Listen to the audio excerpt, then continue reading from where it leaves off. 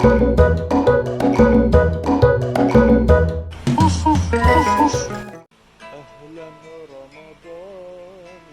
exactly. You're my slave. Hey, Sharmuta. Don't forget to clean the bathrooms with your tongue, okay? Slut.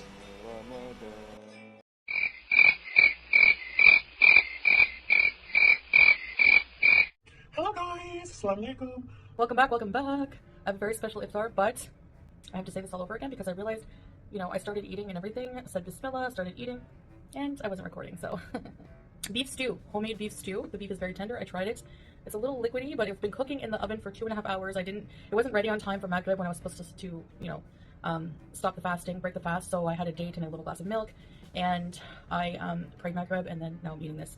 It was in the oven for like 2.5 hours, maybe a bit more. So yeah, and now we have to have bread and butter with stew. So this is bread and butter with a piece of Gouda cheese and some grape leaves. Now I'm going to make grape leaves, but I found a can way back in the cupboard. I'm going to finish this first. And I'm trying this new drink, Candy Can, Rocket Ice Lolly flavor. Now I love Rocket Ice Lollies, but sparkling, it has 0 sugar. It's a sparkling drink. It's supposed to taste like Rocket Ice Lolly. So I'm going to try this now. It's not bad, but I don't think I would buy them again. I can taste the fake sugar way too much. I don't know. I love carrots. Yum. I like the flavor of the Worcestershire and the bay leaves in stew. Can't believe I wasn't recording. I have a story for you.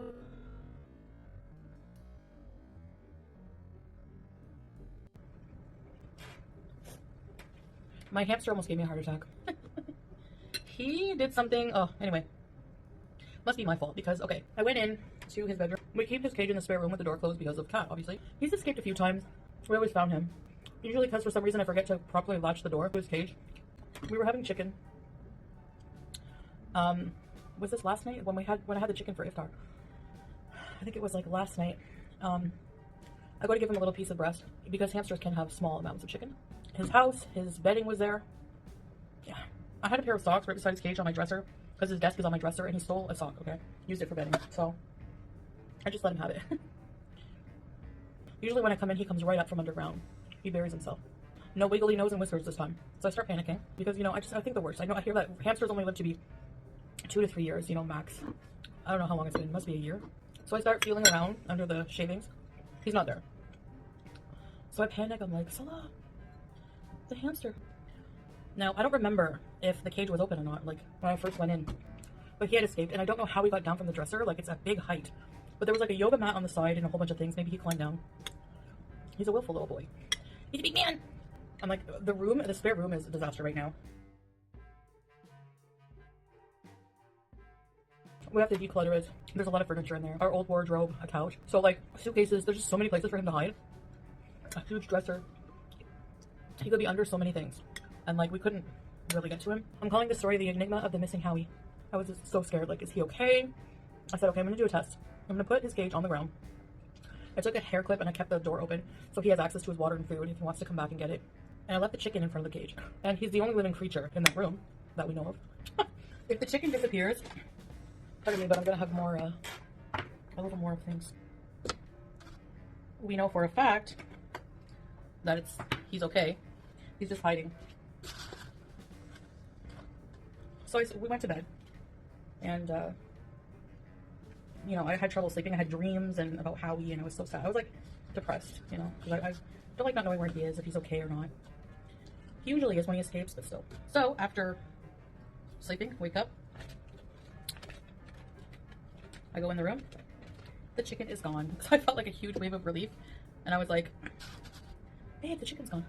And even he was relieved because we love our hamster. So I was like, let's just leave him live happy in between the furniture. He obviously likes it. So I was like, no, he's gonna poop everywhere, which is true. And I want to know if he's okay. So, like 100% I want to know where he is.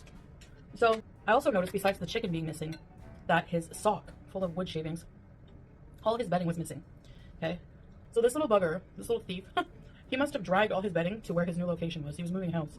I had a brilliant idea. I said, let's follow the shavings and see where he goes. Sure enough, there was a trail leading to the couch, the gray sofa in the spare room, under it. And along the way, like right by the entrance of the underneath of the couch, we see the sock. I'm like, oh my gosh, his sock is there. Also a bunch of hamster droppings. I don't know, man. Rodents poop a million times an hour, I swear. Anyway, Salah lifts up the couch like Hulk Hogan. He says, you look underneath. Folding the couch up, Howie, and I don't know where he got this from, was sleeping on top of a new nest made. But the nest was made of like tissues and bottle caps and whatever he could find under the furniture. And he's just chilling there. Never mind that he almost gave me a heart attack. I said, okay, now's our chance. I'll hold the couch, you squeeze under because he's obviously more capable physically. And the hamster didn't run away. Luckily, Salah grabbed him, which is a huge improvement for him with pets because he never grew up in a household that had pets. He was always like, not afraid, but like squeamish to hold a rodent. I grabbed him and I was like, Howie, Howie. I was so elated. And I just kept kissing him so hard I made him sneeze somehow. And I never heard a hamster sneeze until then. I want it as a ringtone. I don't think I'll ever get another hamster after Howie. I love him, and I really mean this like in the nicest way possible. I love him like to death. He's so cute. But I don't find hamsters are good pets. They just don't like humans. Like, they're solitaire. They just like to hide most of the time. They're not cuddly, you know? I'm sure there's exceptions to that, but I just don't like owning a pet that doesn't want to be here, you know? Clearly, if he's escaping. To me, there's just, like, no point. I also need a pet that's low maintenance. Like, I have trouble taking care of myself sometimes. My cat is, like, as high maintenance as I can go. With hamster, I have to clean the cage very often.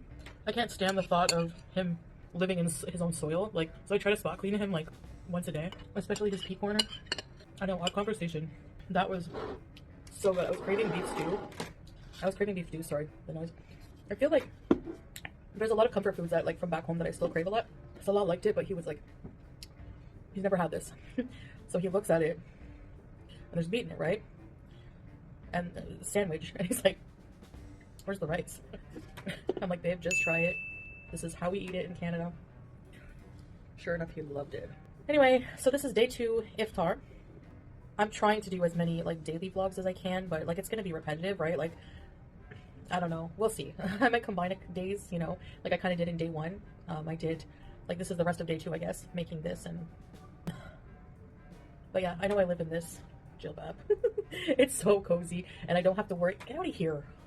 The fruit fly colony followed me from the villa. I don't have to worry about, you know, hijab and anything else. Thank you very much. See, now if you eat a huge meal like this, then you're sluggish after, you know?